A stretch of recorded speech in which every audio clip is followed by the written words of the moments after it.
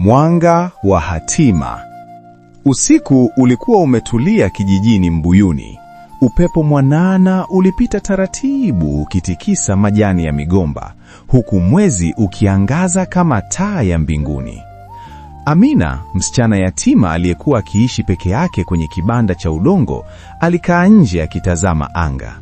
Moyoni mwake kulikuwa na maswali mengi kuliko majibu. Tangu wazazi wake wafariki, maisha yalikuwa magumu.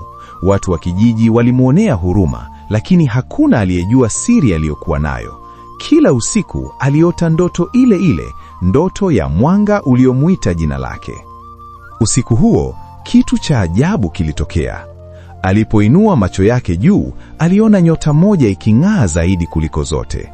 Ghafla ile nyota ilianza kushuka polepole kutoka angani.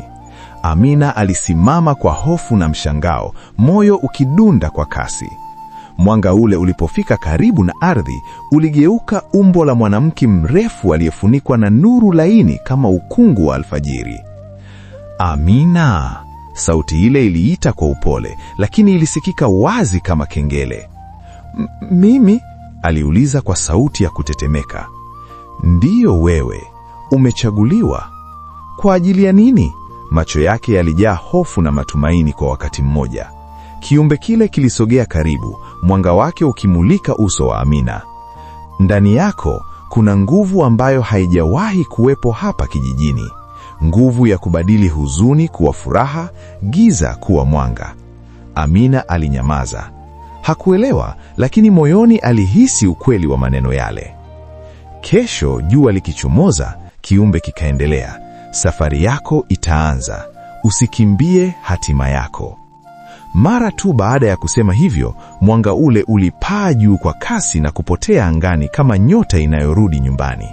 Kijiji kilibaki kimya tena, kana kwamba hakuna kilichotokea. Amina alibaki amesimama pale, akitazama mbinguni. Safari gani hiyo? Na kwa nini yeye? Lakini ndani kabisa ya moyo wake, kwa mara ya kwanza tangu wazazi wake waondoke duniani, alihisi kitu kipya: tumaini. Na hakujua huo ulikuwa mwanzo tu wa hadithi yake.